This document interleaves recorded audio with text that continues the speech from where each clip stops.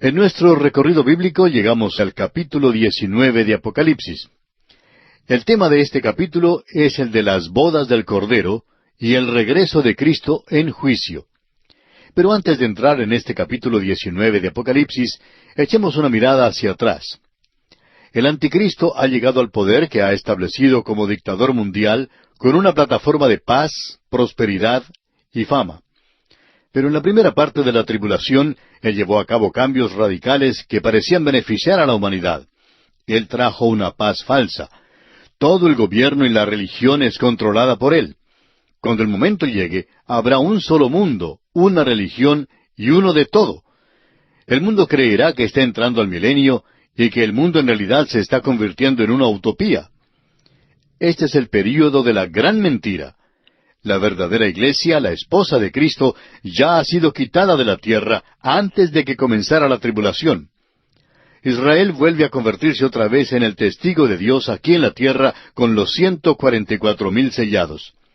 También habrá una gran multitud de gentiles que han sido sellados para Dios. Pero en algún punto, cerca de la mitad del período de 7 años, el rey del norte se levanta contra Israel. Y Dios juzgará a esa nación como lo hizo con Sodoma y Gomorra.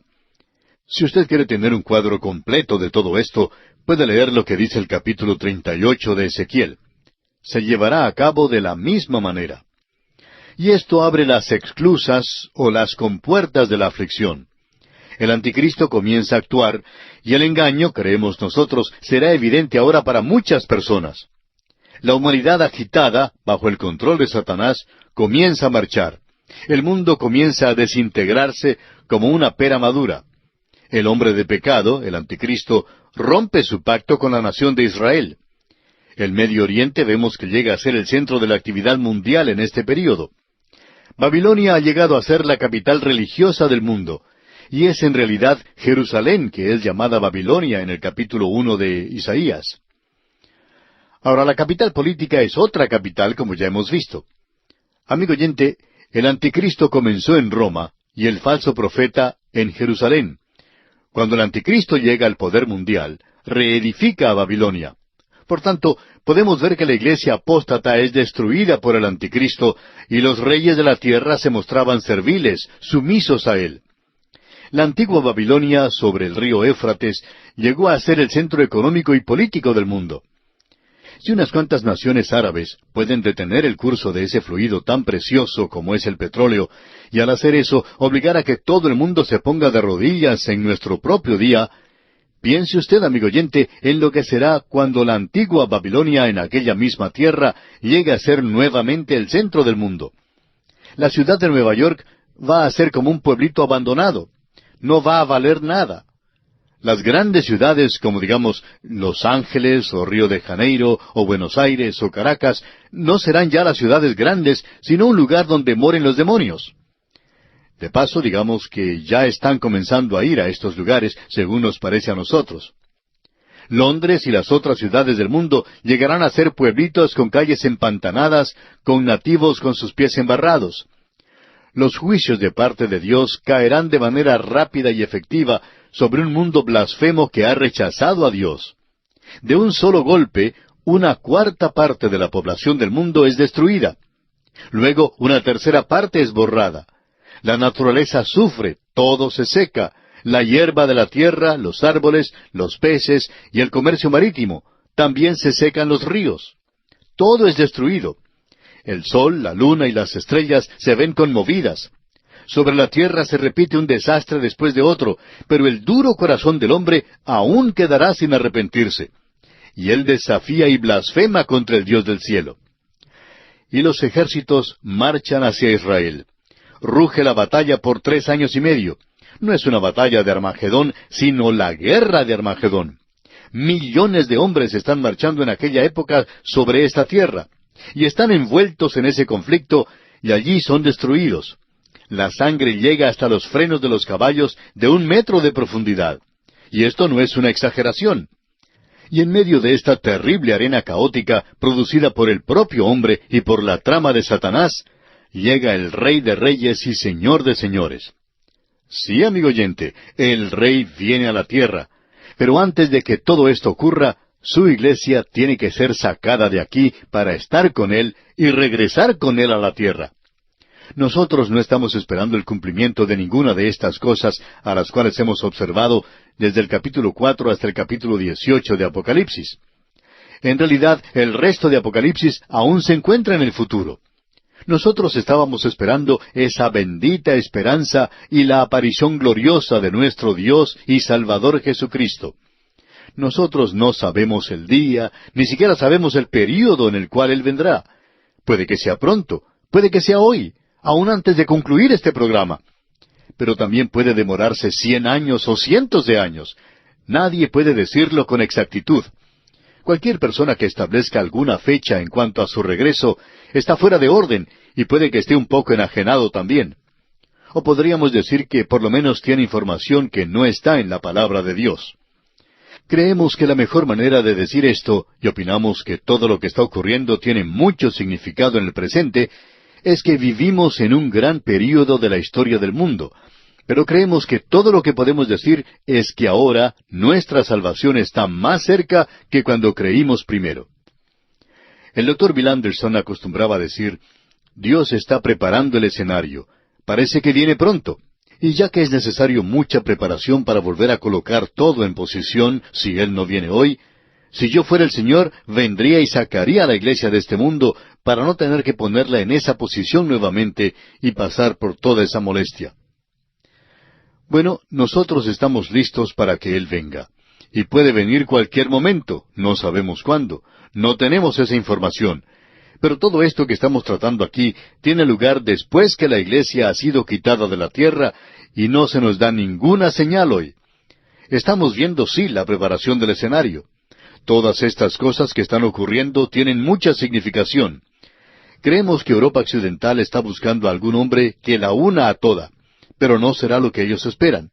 El anticristo viene uno de estos días, y ellos están esperando que Él llegue allí ahora.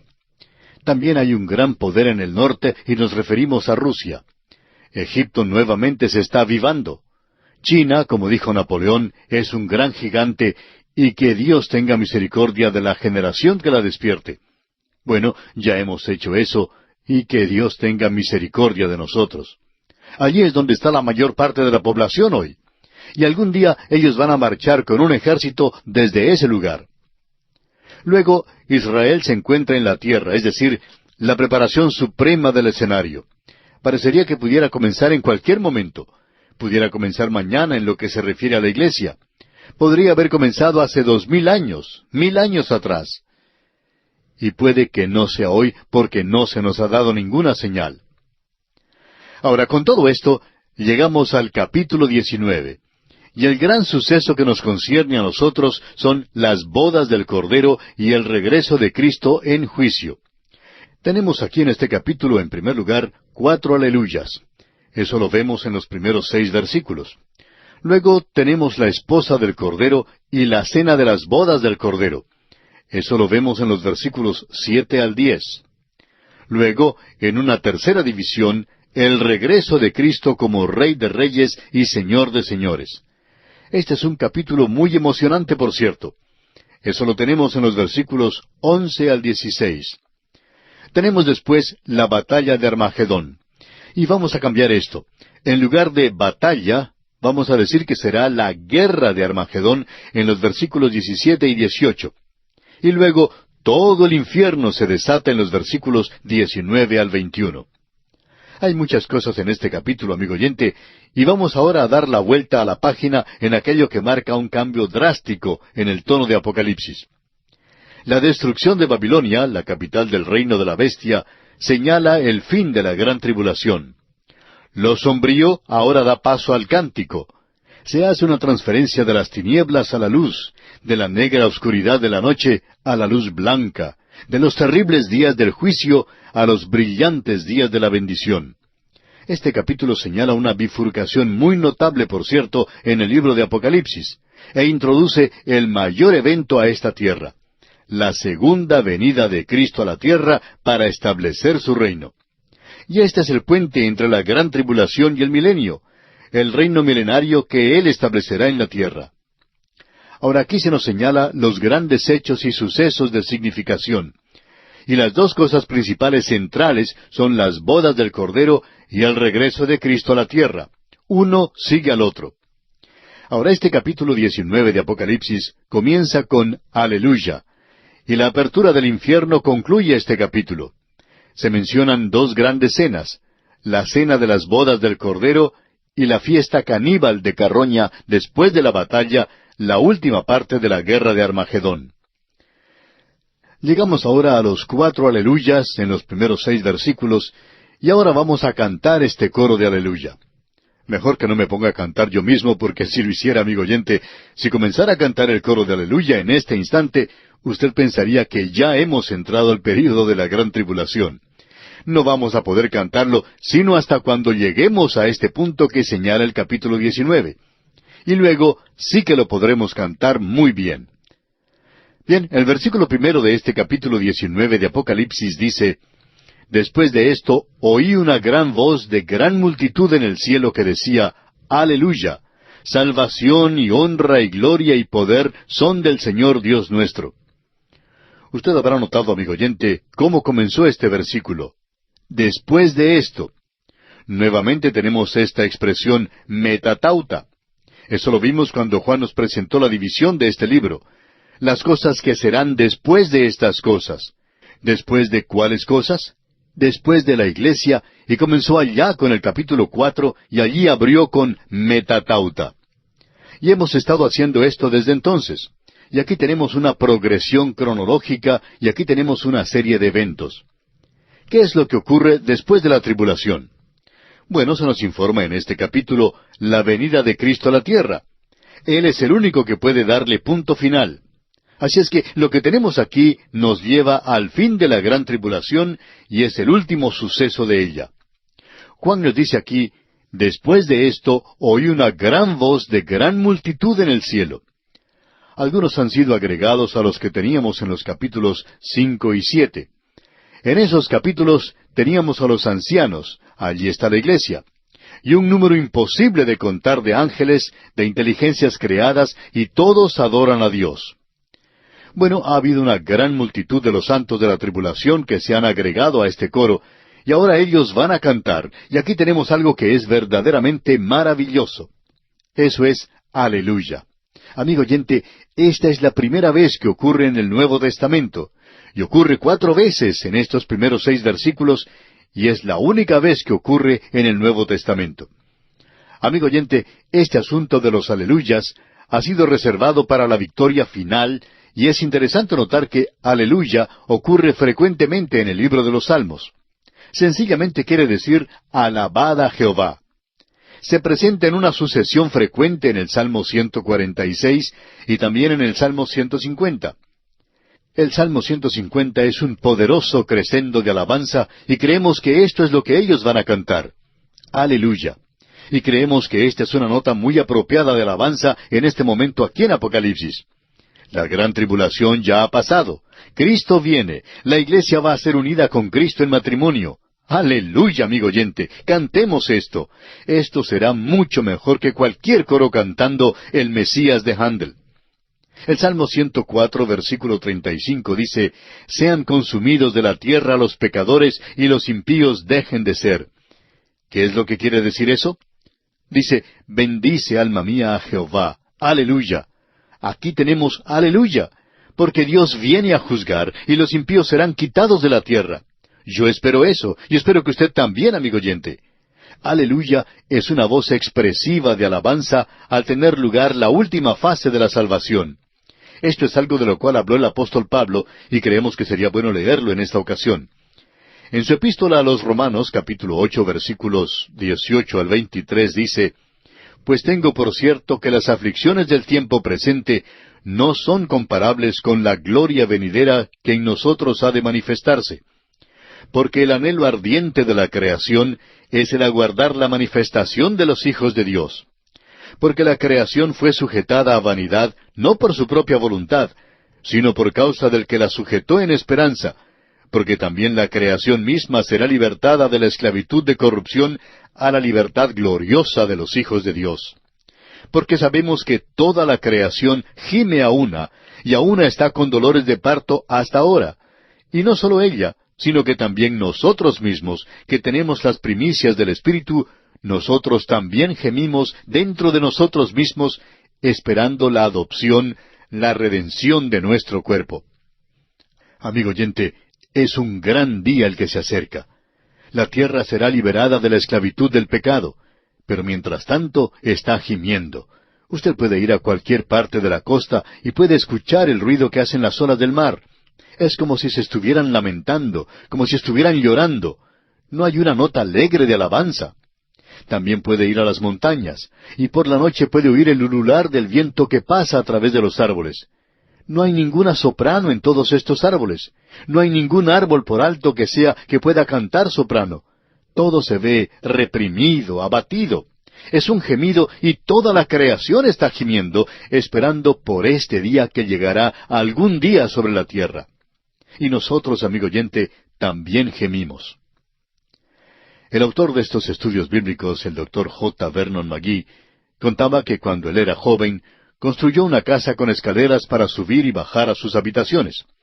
Cuando era joven, lo podía hacer de una manera muy fácil sin ningún problema. Pero cuando ya había entrado en años, a cada paso que daba, gemía. Y su esposa le decía que no debía gemir tanto. Pero él le contestaba que es algo bíblico el gemir. Nosotros también gemimos dentro de nosotros mismos. Así dice la Escritura. Pero un día, amigo oyente, ya no habrá más gemido, sino el canto de aleluya. De esto es que nos habla este pasaje de las Escrituras aquí, amigo oyente. Bien, llegamos ahora a los otros 3 aleluyas. Esta es, sin lugar a dudas, una de las secciones más emocionantes de la palabra de Dios, y no es nada misterioso ni extraño. Es algo que tiene sentido cuando lo observamos de la manera en que Dios. Regresamos al capítulo 19, versículo 2, y estamos en un capítulo realmente maravilloso, donde podemos ver una boda. Vamos a un casamiento, digamos de paso, a las bodas del Cordero con la iglesia, y también a la cena de las bodas del Cordero.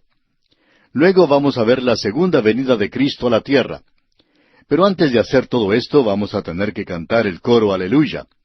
Solamente tuvimos un Aleluya en nuestra oportunidad anterior, pero aquí en los versículos 2 al 4 tenemos 2. Leamos. Porque sus juicios son verdaderos y justos, pues ha juzgado a la gran ramera que ha corrompido a la tierra con su fornicación, y ha vengado la sangre de sus siervos de la mano de ella. Otra vez dijeron, Aleluya. Y el humo de ella sube por los siglos de los siglos. Y los 24 ancianos y los 4 seres vivientes se postraron en tierra y adoraron a Dios, que estaba sentado en el trono, y decían, Amén, Aleluya. Ahora hemos visto aquí el segundo y tercer Aleluya. Es interesante notar que en medio de todos estos juicios, y a la conclusión de ellos, aquellos que están en el cielo y que tienen un conocimiento más perfecto del que usted y yo tenemos, ellos pueden decir que los juicios de Dios son verdaderos y justos. Son juicios justos. Ahora, si usted no cree que lo que Dios está haciendo es justo, es porque usted, amigo oyente, está equivocado, no Dios. Y su forma de pensar es incompleta, como lo es la mía también. Pero Dios es justo, y Él actuó de manera justa cuando juzgó a la gran ramera. Esto es interesante porque cuando leemos en cuanto a este juicio, fueron los reyes de la tierra y el anticristo los que destruyeron esta iglesia apóstata, esa iglesia que fue a la gran tribulación. Ahora aquí se nos dice que Dios fue quien la juzgó. Amigo oyente, Dios utiliza instrumentos, y Él hasta puede utilizar al diablo mismo para lograr su propósito. Eso es lo que tenemos aquí. Esa iglesia debía ser destruida, y fue destruida porque era culpable de hacer mártires, porque ella había dado muerte a muchos de ellos. Ahora, basándonos en eso, encontramos aquí que se mencionan los 24 ancianos. Esta es la iglesia, por tanto, debemos recordar que esto es antes de las bodas. Y este es el cuadro de la iglesia en el cielo. Y la iglesia en el cielo está cantando Aleluya. ¿Por qué? Ya lo han hecho 2 veces aquí. Están cantando este coro Aleluya. Mientras el impostor de la verdadera iglesia, esa gran ramera, esté en la tierra, la boda del Cordero no puede tener lugar. Primero es necesario librarse de la antiiglesia, y eso abre el camino para las bodas del Cordero. Creemos que la boda del Cordero tiene lugar en el cielo, alrededor de la mitad de la gran tribulación que está sucediendo en la tierra. Ahora vemos aquí que dice, y ha vengado la sangre de sus siervos de la mano de ella.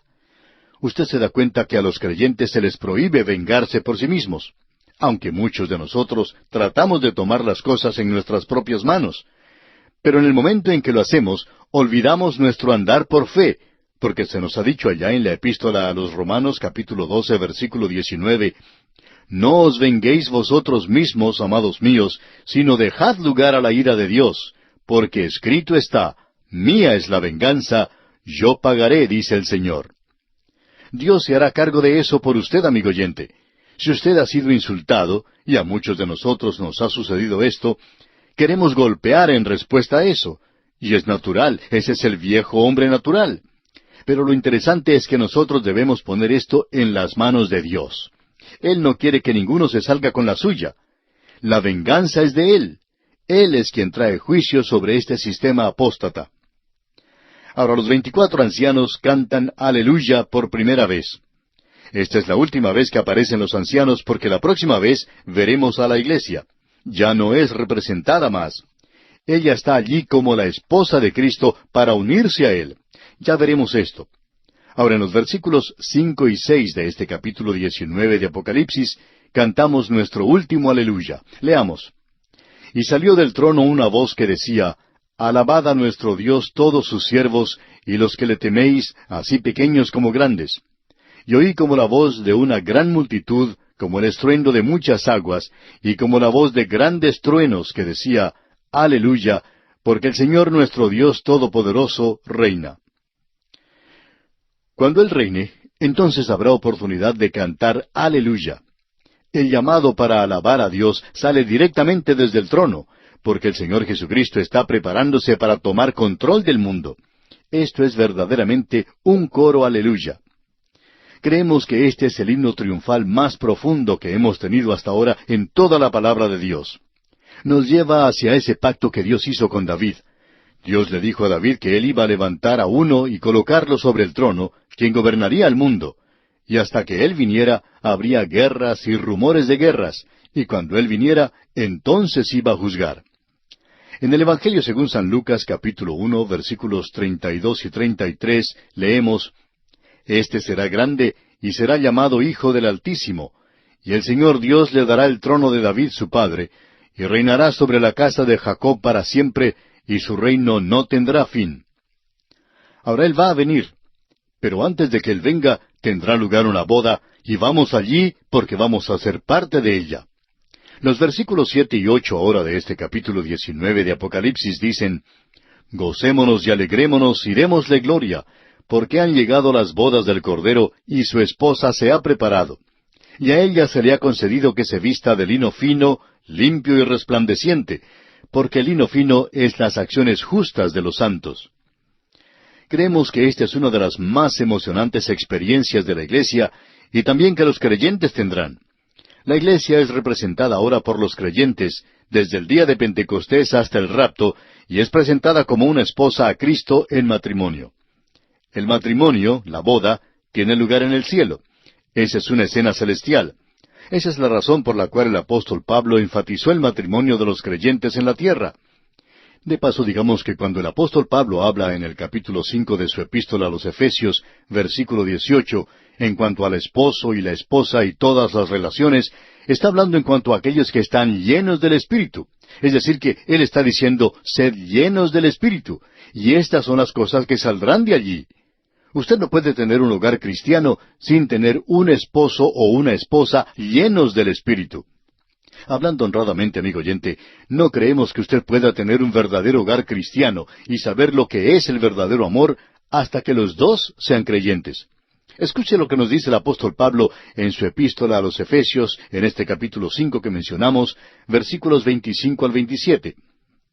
Maridos, amad a vuestras mujeres, así como Cristo amó a la iglesia y se entregó a sí mismo por ella para santificarla, habiéndola purificado en el lavamiento del agua por la palabra, a fin de presentársela a sí mismo una iglesia gloriosa, que no tuviese mancha ni arruga ni cosa semejante, sino que fuese santa y sin mancha.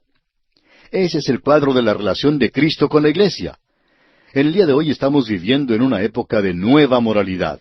Quizá a veces parezcamos ser un poco chapados a la antigua, pero, amigo oyente, hoy tenemos una avalancha del sexo, y esta generación de hoy sabe mucho en cuanto al sexo. A veces uno se encuentra con jóvenes en la calle que no pueden controlar sus pasiones y están abrazados, besándose ante todo el mundo. Y cuando uno los ve puede pensar, ¿qué sabe esa muchacha y ese joven en realidad en cuanto al amor y lo que significa en realidad que un hombre ame a una mujer y que una mujer ame a un hombre? Tememos que aún hoy haya muchos creyentes que no saben nada en cuanto a esto. Y debemos dirigirnos a los esposos y preguntarles si se acuerdan de la primera vez en que vieron a la que hoy es su esposa, cuando ella llegó a pertenecerle, cuando fueron unidos en matrimonio. ¿No fue ese un momento emocionante para usted, amigo oyente?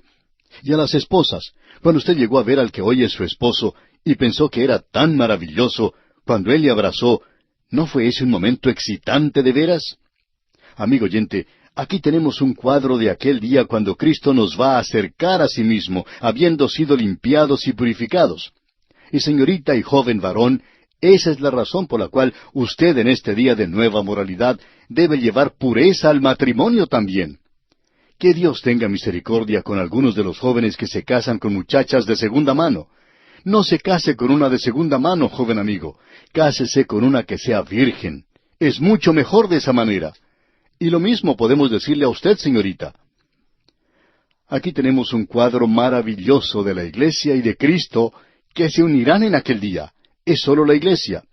Amigo oyente, aún Juan el Bautista, él se designó a sí mismo como un amigo del esposo.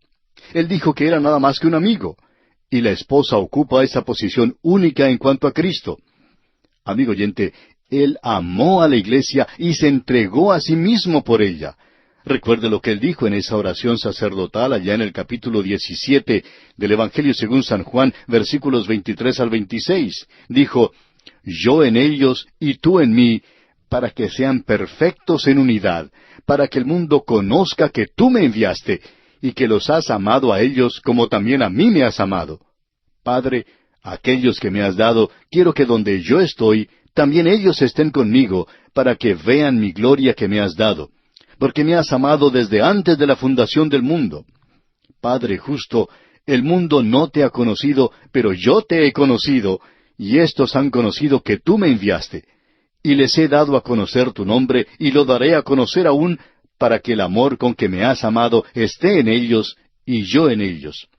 Esto es algo verdaderamente maravilloso, el conocerle a Él.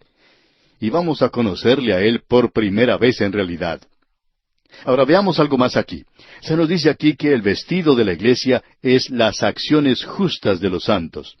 Este es un concepto difícil de aceptar porque es imposible para nosotros estar ante Cristo en nuestra propia justicia.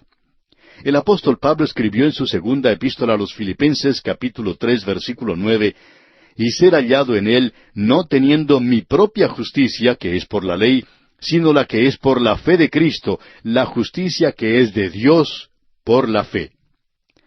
Amigo oyente, por fe podemos confiar en Cristo, no solo para el perdón de los pecados, sino para que nos dé de su justicia.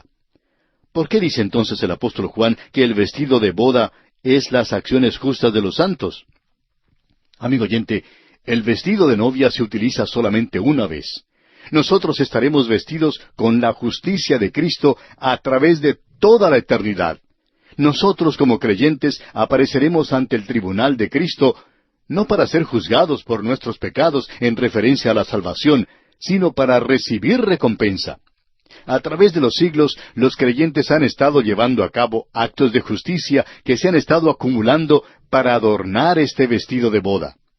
De paso, permítanos hacerle una pregunta que quizás sea un poco personal, pero ¿qué es lo que está usted haciendo para ese vestido de bodas? ¿Qué es lo que está usted haciendo para el Señor? El apóstol Pablo dijo otra vez allá en su primera epístola a los Corintios, capítulo 3, versículos 12 al 14, «Y si sobre este fundamento alguno edificare oro, plata, piedras preciosas, madera, heno, hojarasca, la obra de cada uno se hará manifiesta, porque el día la declarará, pues por el fuego será revelada. Y la obra de cada uno, cual sea, el fuego la probará. Si permaneciere la obra de alguno que sobreedificó, recibirá recompensa. Usted se da cuenta, amigo oyente, que el oro, la plata y las piedras preciosas sobrevivirán el fuego. El heno y la madera y la hojarasca se convertirán en humo. Así es que las buenas obras, por tanto, son el vestido de bodas de la iglesia.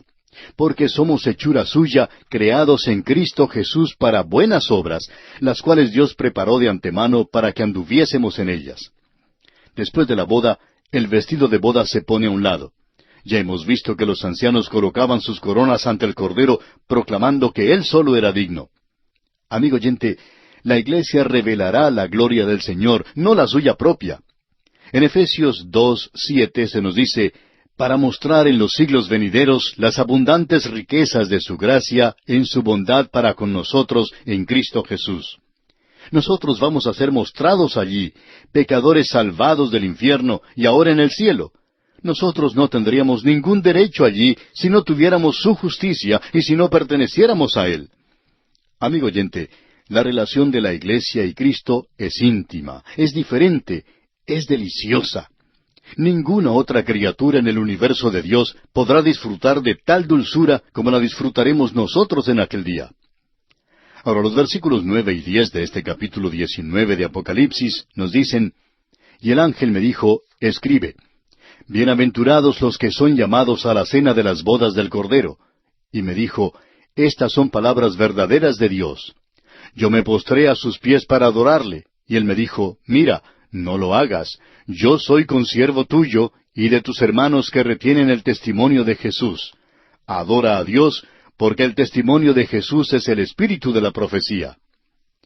Las bodas del Cordero, y escucha atentamente, amigo oyente, las bodas del Cordero tienen lugar en el cielo, pero la cena de las bodas del Cordero tiene lugar en la tierra. Este es el cuadro que tenemos allá en el capítulo 25 del Evangelio según San Mateo, versículos 1 al 13, donde se presenta la parábola de las 10 vírgenes. Usted se da cuenta que ellas no eran la esposa. Él solo tiene una esposa, y esta es la iglesia. Estas 10 vírgenes estaban esperando después de las bodas. Amigo oyente, el esposo regresa a la tierra para la cena de las bodas, no solo para juzgar a la tierra, sino para la cena de las bodas. Y las 10 vírgenes esperaban estar en esa cena. Ahora tenemos otro cuadro de esta escena allá en el Salmo 45. Allí se ve a Cristo como rey, y allí también está la reina. No se nos dice quién es ella, pero se nos dice que las hijas de reyes están entre tus ilustres, está la reina a tu diestra con oro de Ofir. Este es un cuadro simbólico, un tipo de la iglesia. Y allí hay invitados presentes. Y las hijas de Tiro vendrán con presentes, implorarán tu favor los ricos del pueblo. Usted puede ver entonces que la cena de la boda tendrá lugar en la tierra. Israel y los gentiles entrarán al milenio, y ellos son los invitados. Y la cena de las bodas es evidentemente el milenio. Amigo oyente, aquí tenemos una cena que va a durar mucho tiempo. Al fin del milenio, la iglesia aún es presentada como la esposa. ¿Se puede imaginar usted una luna de miel que dura 1000 años? Amigo oyente, eso es solo el principio. ¡Qué gozo, qué éxtasis! El ángel coloca el sello de Dios sobre todo esto y dice, estas son palabras verdaderas de Dios. Y Juan, actuando aquí como escriba de esta escena, se siente obligado a adorar a este mensajero angelical. Sin embargo, el ángel le dice que no haga eso. El ángel no es sino una criatura. Solo Dios puede ser adorado. ¡Qué reproche el que tenemos aquí para Satanás, el anticristo y el falso profeta que querían ser adorados! Bien, llegamos ahora al regreso de Cristo a la tierra. Amigo oyente, el Rey ya viene. Pero no será hasta cuando lleguemos a este lugar aquí. Él va a sacar a su iglesia. Entonces vendrá el período de la gran tribulación. Luego será las bodas de la iglesia con Cristo. La iglesia ahora es la esposa. Ya no se llama más la iglesia. Es la esposa de Cristo, y la esposa vendrá a la tierra con el Rey. Y luego tendrá lugar en la tierra la cena de las bodas del Cordero. Y nosotros creemos que eso será el milenio. ¡Qué cena, qué luna de miel, qué día glorioso nos espera! Si solo pudiéramos quitar nuestros ojos de todo el lodo de esta tierra en el cual vivimos y contemplar aquellas cosas que son eternas, amigo oyente. Aquí tenemos ahora el regreso de Cristo como el Rey de Reyes y Señor de Señores. ¡Qué escena más emocionante es esta! Leamos los versículos 11 y 12 del capítulo 19 de Apocalipsis. Entonces vi el cielo abierto, y he aquí un caballo blanco, y el que lo montaba se llamaba Fiel y Verdadero, y con justicia juzga y pelea. Sus ojos eran como llama de fuego, y había en su cabeza muchas diademas, y tenía un nombre escrito que ninguno conocía sino él mismo. Solamente con leer este pasaje nos hace poner la carne de gallina, como se dice. ¡Qué escena más emocionante es esta! El Rey viene, pero Él viene en este momento después de haber tenido lugar todos estos hechos que hemos estado observando. Este es el evento supremo hacia el cual se están dirigiendo todas las cosas de este mundo. Y el contraste con su primera venida es algo realmente destacado. Vamos a comenzar nuestra lectura en el capítulo 19, versículos 11 y 12, que nos dicen: Entonces vi el cielo abierto, y he aquí un caballo blanco, y el que lo montaba se llamaba Fiel y Verdadero, y con justicia juzga y pelea. Sus ojos eran como llama de fuego, y había en su cabeza muchas diademas, y tenía un nombre escrito que ninguno conocía, sino él mismo. Es bueno comprender dónde ubicar esto. Este es el regreso de Cristo a la tierra. ¡Qué suceso más emocionante, amigo oyente! Este es el clímax, ya que hasta ahora hemos tenido en este libro la historia de la iglesia, desde el día de Pentecostés hasta el momento en que la iglesia fue arrebatada. A partir del capítulo 4 y hasta el capítulo 18, nos encontramos en medio del período de la gran tribulación, un período verdaderamente terrible. Y ese período llega a su fin con la venida de Cristo a la tierra a establecer su reino. En el pasado ha existido una idea muy ingenua en relación al futuro. Uno de estos días el Señor Jesús va a venir. Todos los muertos resucitarán. Los salvados estarán en un lado, mientras que los perdidos estarán del otro lado. Y luego Él hace esta división. De un lado es el cielo, mientras que el otro lado es el infierno eterno. Amigo oyente, esa es una idea muy ingenua. Uno no puede leer la palabra de Dios sin estar consciente del hecho de que Él tiene un plan y propósito y programa para esta tierra que está siguiendo, y lo está siguiendo de manera muy clara y categórica. Debemos volver a decir que este es ese momento de clímax hacia el cual todas las cosas se están dirigiendo. Y el contraste con su primera venida es algo estupendo, es absolutamente extraordinario. Amigo oyente, cuando Él vino por primera vez, Él vino, como lo expresa George MacDonald, estaban esperando a un rey para que los elevara, y Él vino como un bebé. Así es como entró al mundo. Él era manso y humilde, Él era el Salvador, Él murió por los pecadores. Ahora, Él viene en su gran gloria. ¡Qué manifestación! Él viene a dominar la injusticia, y esta es la manifestación final de la ira de Dios sobre los pecadores en el mundo. La rebelión de Satanás y los demonios y de la humanidad es detenida ahora y es juzgada. Él domina toda la injusticia antes de establecer su reino en justicia. El cielo se abre en Apocalipsis capítulo 4, versículo 1, para permitir que Juan, como representante de la iglesia, entre al cielo donde él ve a los ancianos, es decir, a la iglesia que ya está allí. Y aquí el cielo se abre para que salga Cristo. El caballo blanco sobre el cual está montando es un animal de guerra. Cuando Jesús estuvo en la tierra, Él entró a Jerusalén montado en un pollino, y ese era el animal de los reyes, pero siempre demostraba paz y no guerra. Ahora Él viene montado en un caballo blanco, lo que habla de guerra.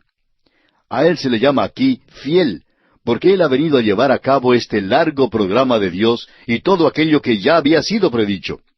El burlador decía, ¿dónde está la señal de su venida?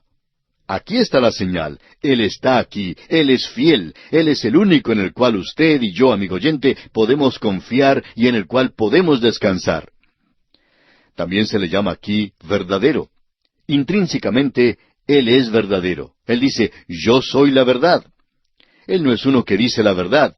Él es eso. Él es la verdad. Él es quien establece las normas de la verdad. Él es la vara que mide la verdad.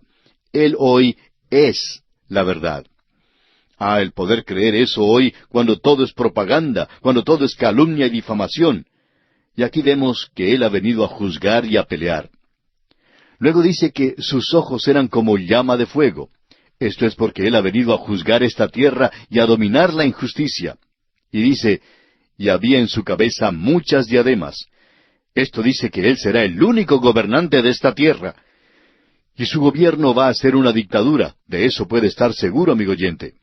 Si usted no ama a Jesús, y Él no es su Salvador, y usted pasa a través de este período, queremos decirle, amigo oyente, que va a ser ese período el más incómodo al que usted haya podido entrar, porque Él es un dictador.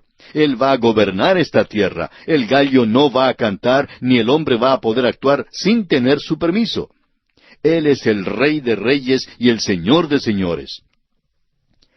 ¿Cuál es ese nombre que se menciona en el versículo 12?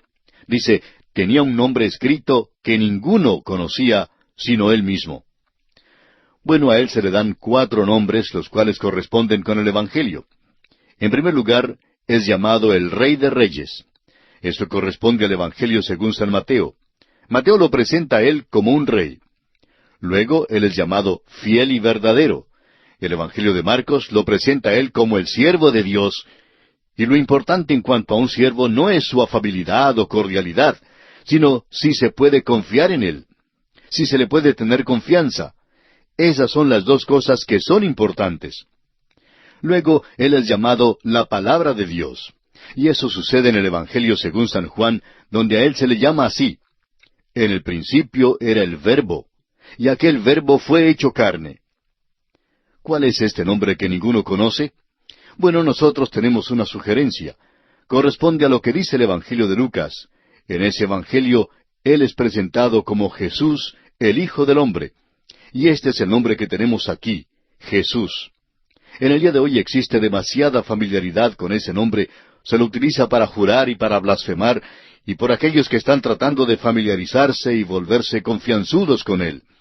Pero este es un nombre que usted y yo vamos a tener que probar a través de la eternidad. Él es Jesús, el Hijo del Hombre.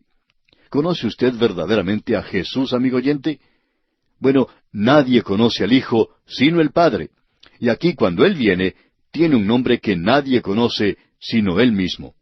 Esa es la razón por la cual el apóstol Pablo podía decir, no al principio de su ministerio, sino al fin de su ministerio, antes de ser ejecutado, el apóstol dice en su epístola a los Filipenses, a fin de conocerle y el poder de su resurrección. Nadie conoce al Hijo sino el Padre. Creemos que esta será una de las razones que van a hacer del cielo un cielo, el llegar a conocer a Jesucristo. ¡Cuán maravilloso va a ser el conocerle, amigo oyente! Vamos a necesitar de toda la eternidad para llegar a conocerle verdaderamente. Es tan maravilloso.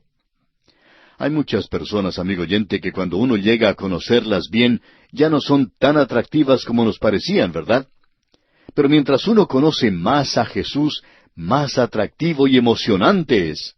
Él dice allá en el Evangelio según San Juan, capítulo 14, versículo 7, si me conocieseis, también a mi Padre conoceríais, y desde ahora le conocéis y le habéis visto.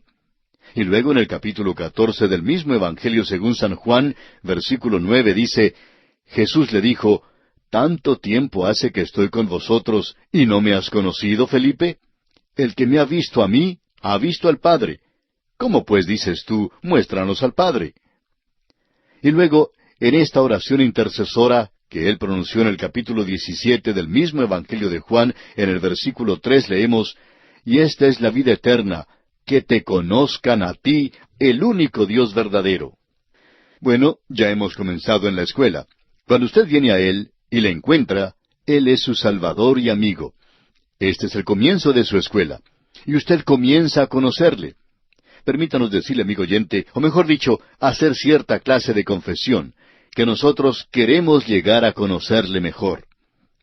El autor de estos estudios bíblicos, el Dr. J. Vernon McGee, contaba que después que él se había jubilado, deseaba llegar a conocer mejor al Señor Jesús. Cada mañana, decía, cuando se levantaba, él le daba gracias al Señor por otro día más. Y le decía que le amaba, pero que también a veces parecía estar muy lejos. Decía que quería conocerle mejor. y pedía que el Espíritu de Dios le hiciera real y verdadero para él. El nombre de Jesús, amigo oyente, cuánto significa y qué persona es Él. Y aquí tenemos algo más que no vamos a poder desarrollar porque no tenemos tiempo, pero sugerimos que nos vamos a conocer los unos a los otros entonces. No creemos que nos conozcamos como debiéramos conocernos ahora. A veces somos muy malentendidos. Uno llega a decir algo por radio y luego se recibe cartas que sorprenden mucho por haber sido malentendidos. Pero allí vamos a conocer cómo somos conocidos, y creemos que será algo muy bueno. Y entonces nos conoceremos a nosotros mismos. Esto va a ser algo muy bueno en el cielo, amigo oyente. También vamos a conocer en el cielo a nuestras esposas, según creemos nosotros. Quizá en esta vida no nos conocemos bien debido a lo ocupados que andamos en nuestras actividades, pero en el cielo vamos a poder llegar a conocerlas muy bien, y eso va a ser algo maravilloso. Nos gustaría seguir hablando más en cuanto a esto, pero debemos seguir adelante. Los versículos 13 al 16 de este capítulo 19 de Apocalipsis dicen: Estaba vestido de una ropa teñida en sangre, y su nombre es el Verbo de Dios. Y los ejércitos celestiales, vestidos de lino finísimo, blanco y limpio, le seguían en caballos blancos. De su boca sale una espada aguda para herir con ella a las naciones, y él las regirá con vara de hierro, y él pisa el lagar del vino del furor y de la ira del Dios Todopoderoso. Y en su vestidura y en su muslo tiene escrito este nombre: Rey de Reyes y Señor de Señores. El versículo 13 comienza diciendo: Estaba vestido de una ropa teñida en sangre. Y también en el versículo 15 leemos: Él pisa el lagar del vino del furor y de la ira del Dios Todopoderoso. Eso nos hace regresar al libro de Isaías.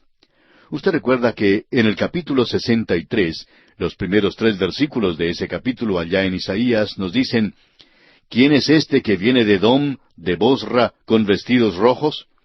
Este hermoso en su vestido, que marcha en la grandeza de su poder. Yo, el que hablo en justicia, grande para salvar. ¿Por qué es rojo tu vestido, y tus ropas como del que ha pisado el lagar? He pisado yo solo el lagar, y de los pueblos nadie había conmigo.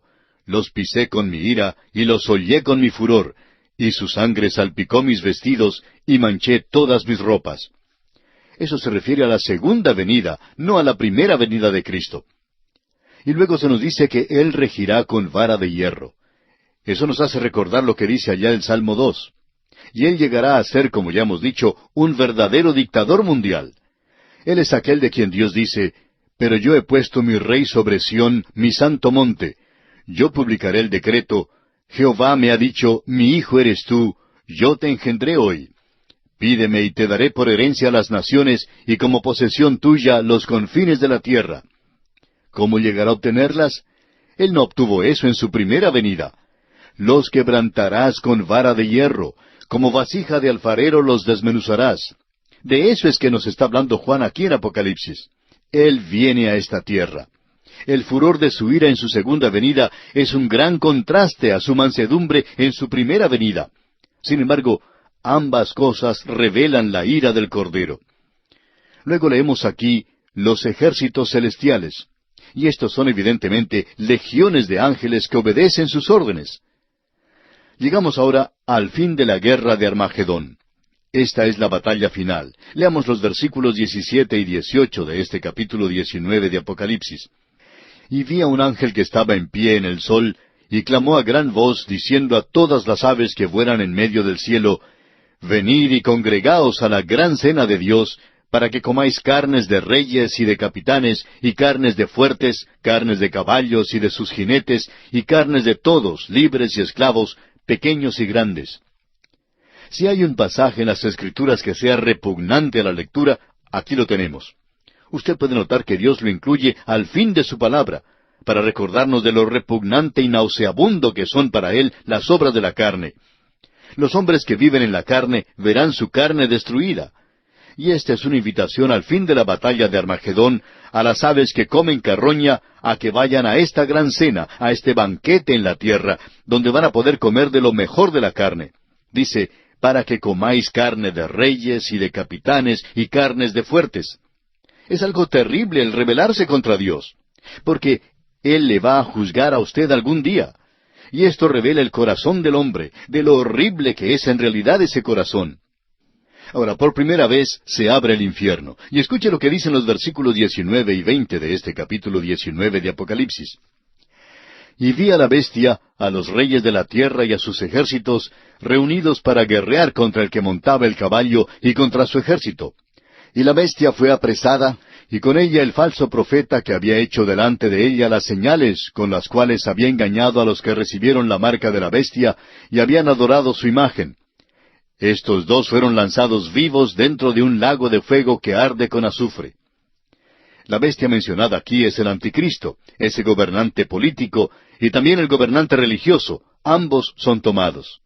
Y el versículo 21 nos dice, y los demás fueron muertos con la espada que salía de la boca del que montaba el caballo, y todas las aves se saciaron de las carnes de ellos. El cuadro que se nos presenta aquí es algo terrible en realidad. La bestia y el falso profeta desafían a Dios hasta el último momento. Ellos se atreven a desafiar en guerra al Hijo de Dios. Y el que está sentado en los cielos se reirá ante la inutilidad de sus esfuerzos. La rebelión del hombre contra Dios es algo absurdo, y el resultado algo inevitable. Y estos dos grandes rebeldes y tiranos, el anticristo y el falso profeta, tienen la dudosa distinción de ser los primeros en ser arrojados al infierno. El diablo todavía no ha ido a parar a ese lugar. Y surge entonces la pregunta de si el lago de fuego es algo literal. Bueno, amigo oyente, queremos darle algo para pensar porque vamos a regresar a esto cuando estudiemos el capítulo 20 de Apocalipsis, el capítulo siguiente. Si esto no es algo literal, entonces demuestra que es peor, algo peor a un lago de fuego que arde con azufre. Piensen esto hasta que lleguemos a estudiar el capítulo 20. Otra cosa para pensar es esta espada que salía de su boca. ¿Qué es esto? Cierta persona de tendencia amilenaria hizo la pregunta en cierta ocasión, riéndose de si sería una espada literal la que saldría de la boca de Jesús. Bueno, sería eso si no se hubiera presentado claramente en la palabra de Dios lo que eso es. Es la palabra de Dios, es su palabra. Porque la palabra de Dios es viva y eficaz y más cortante que toda espada de dos filos, y penetra hasta partir el alma y el espíritu, las coyunturas y los tuétanos, y discierne los pensamientos y las intenciones del corazón. Y el apóstol Pablo dice en su epístola a los Efesios, capítulo 6, versículo 17, y tomad el yelmo de la salvación y la espada del Espíritu, que es la palabra de Dios. El profeta Isaías en el capítulo 11, versículo 4 de su libro nos dice, sino que juzgará con justicia a los pobres y arguirá con equidad por los mansos de la tierra, y herirá la tierra con la vara de su boca, y con el espíritu de sus labios matará al impío. Usted puede notar claramente que esta es la palabra de Dios, y fue la palabra de Dios la que creó este universo. Es la palabra de Dios la que le salvará. El apóstol Pedro en su primera epístola, capítulo 1, versículo 23, dice, siendo renacidos no de simiente corruptible, sino de incorruptible, por la palabra de Dios que vive y permanece para siempre. Así es como usted nace de nuevo, amigo oyente, y será por la palabra de Dios que destruirá lo impío al fin de esta era. ¿Ha notado usted, amigo oyente, que hasta este momento Satanás no está en el infierno?